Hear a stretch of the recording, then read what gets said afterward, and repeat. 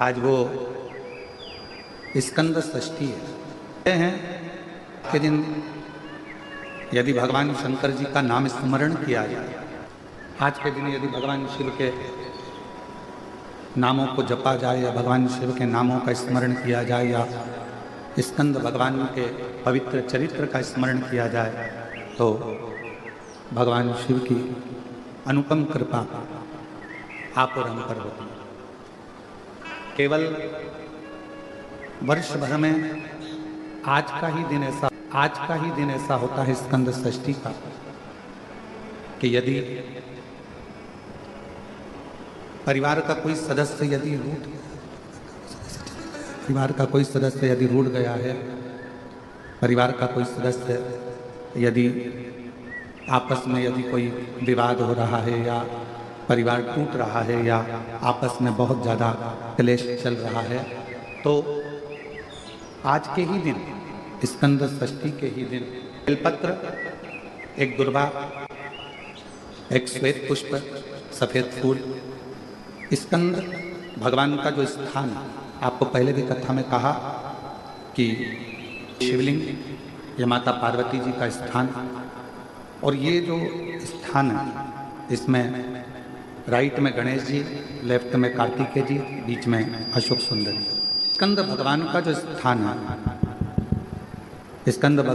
स्थान है, उस स्थान पर एक बेलपत्र, एक दुर्वा, एक श्वेत पुष्प चढ़ाकर जल की धार को स्कंद बाबा पे समर्पित करते हुए शिवलिंग पर अगर समर्पित किया जाता है तो कितना भी चाहे परिवार में विवाद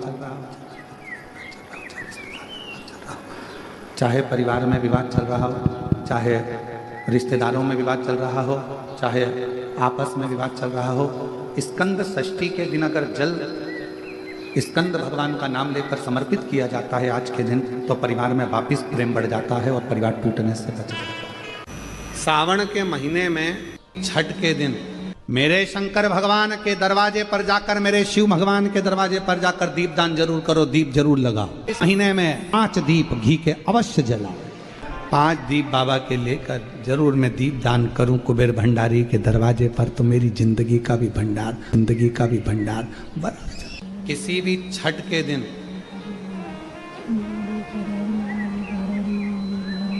चाहे अंधेरी की छठ हो, चाहे उजाले की छठ हो, किसी भी छठ के दिन अगर षडानंद कार्तिकेय जी महाराज का नाम लेकर 6 बेलपत्र और उस 6 बेलपत्र पर 6 दुर्वा,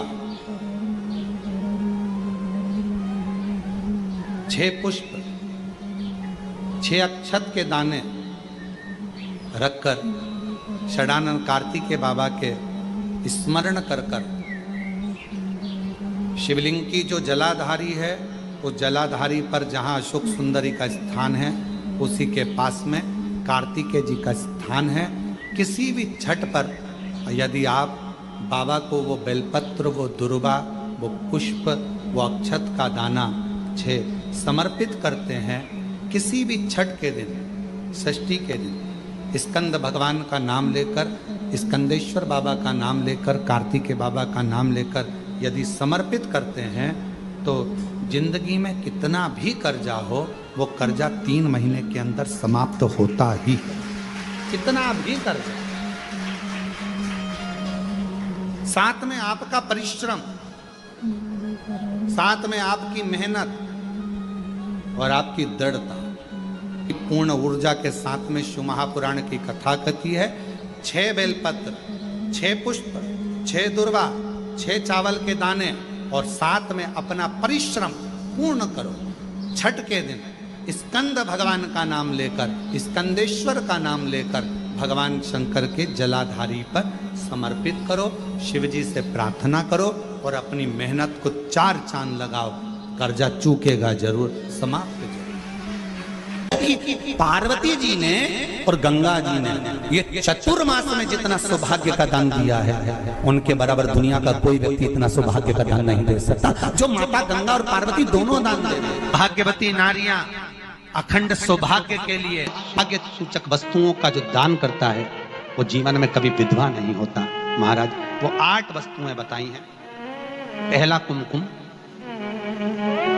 दूसरा पुष्प, चाहे लाल हो, चाहे सफेद हो, चाहे पीला हो, पुष्प कोई भी हो। तीसरे नंबर पर है चंदन। चौथे नंबर पर है तांबुल बीड़ा। पांचवें नंबर पर है काजल। छठे नंबर पर है ईख। क्या बोलते हैं यहां पर ईख को? क्या बोलते हैं? गन्ना, ईख। सातवें नंबर पर है लौंग, खाने वाली जो लौंग होती है, लौंग। आठवें नंबर पर है जीरा। जीरा ये भी सौभाग्य सूचक है। कर जो दान दे देता है वो नारी कभी विधवा होकर नहीं जाती, 7 जन्म तक अखंड सौभाग्यवती रहती है, अखंड सौभाग्य। अब तो फैशन आ गया, तुम लोग जो सौभाग्य का दान देते हो प्लास्टिक की डलिया में देते हो। पर एक एक पुराण को उठाकर देख लेना, एक एक उद्यापन को उठाकर देख लेना, जितनी तुम कथा तुम्हारे घर में छोटी छोटी कथाओं की पोथियां पड़ी हो उनको उठाकर देख लेना, उसमें नहीं लिखा कि प्लास्टिक की डलिया में सौभाग्य की वस्तु का दान दिया जाता है। उसमें लिखा है बांस की पिटारी में, बांस की डलिया में सौभाग्य की वस्तुओं का दान दिया गया। क्यों? क्योंकि बांस वंश की वृद्धि करता है, बांस सौभाग्य की वृद्धि करता है, और बांस अखंड सौभाग्य। जैसे बांस का पौधा बढ़ते चले जाता है, बढ़ते चले जाता है, उसी तरह बांस की डलिया में जब दान दिया जाता है, बांस की टोकनी में जब दान दिया जाता है, तो ये भाव रखा जाता है कि तुम्हारा सौभाग्य ऐसे ही बढ़ता रहे। देवी को अगर प्रसन्न करना है तो अग्नि से हो, और अगर महादेव को प्रसन्न करना है तो जल से। तो कोई ऐसा स्थान जहां पर ये दोनों हम क्रम करें और हमारे ऊपर शिव और शक्ति की करुणा बरसे, तो कहा वो है बेलपत्री का वृक्ष।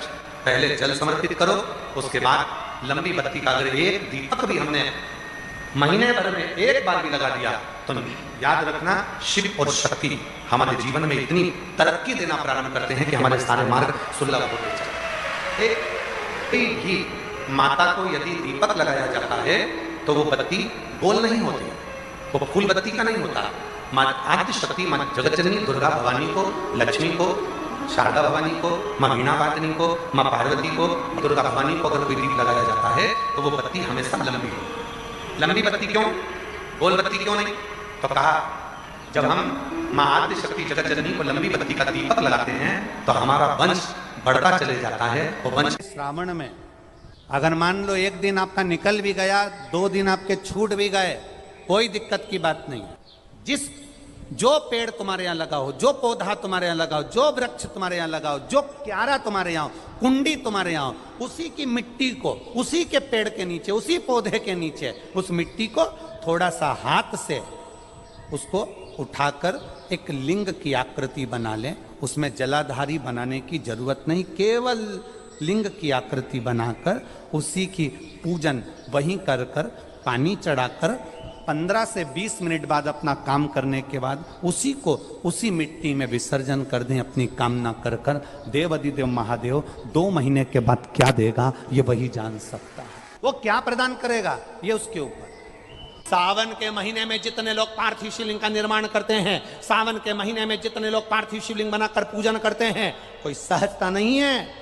करोड़ों करोड़ों पुण्य हमारे जीवन के प्राप्त हो जाते हैं, तब शिवलिंग बनता है। आप जब शिवलिंग का स्पर्श कर हमने कई बार कहा है, जब आप लोग शिवरात्रि पर शिवलिंग बनाते हो, सावन के महीने में सोमवार को शिवलिंग बनाते हो, सावन के महीने में शिवलिंग बनाते हो, अधिक मास में शिवलिंग बनाते हो, हम कई लोगों को पहले भी कहे, आज भी कहते हैं, महाराज आप अपने हाथ से शिवलिंग बनाओ। ब्राह्मण देवता तो कहेंगे लाओ मैं बना देता हूं, नहीं, आप अपने हाथ से बनाओ। क्यों?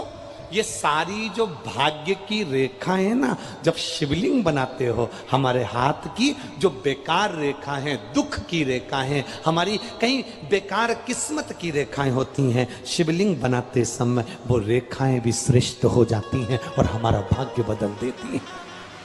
श्रावण महीने की जो महापुराण की कथा यहाँ चल में 3 चीजों का वर्णन बड़ा विशेष आया है। महादेव, जम के बोलो पहले, महादेव। दूसरा नंबर पर है भोला, जिसको कहते हैं भोला शंकर। तीसरे नंबर पर है हर हर। इन 3 उच्चारण को व्यक्ति को, वैसे तो आप कभी भी महादेव बोलो, हर हर महादेव बोलो, भोला शंकर बोलो, मना नहीं है, पर इन 3 उच्चारणों को कहीं कहीं बहुत जरूरी में ले लेना चाहिए। पहला जब आप किसी कार्य के लिए आगे बढ़ रहे हो और वो कार्य हो ही नहीं रहा, बहुत प्रयास कर लिया आपने और वो काम हो ही नहीं रहा, अथक प्रयास कर कर थक गए, तब घर से जब निकलो तो एक विचार कर कर निकला, मुख से कहकर निकलना कि आज मैं इस कार्य के लिए जा रहा हूं और मेरे साथ मेरा महादेव जा रहा है। कौन जा रहा है? महादेव जा रहा है। वापिस आओगे, ज्यादा से ज्यादा ये होगा 15 दिन, 20 दिन, 25 दिन, 30 दिन लगेंगे। जो कार्य कर कर आए हो उसका रिजल्ट आपके पक्ष में जरूर आएगा, क्योंकि महादेव को आप साथ लेकर जाते हैं। अगर हमने किसी की निंदा कर दी है, हमने किसी की निंदा श्रवण कर ली है, हमारे मुख से हमने अपशब्द कह दिया, हमारे मुख से हमने किसी को ताना दे दिया, हमारे मुख से हमने किसी को गाली दे दी,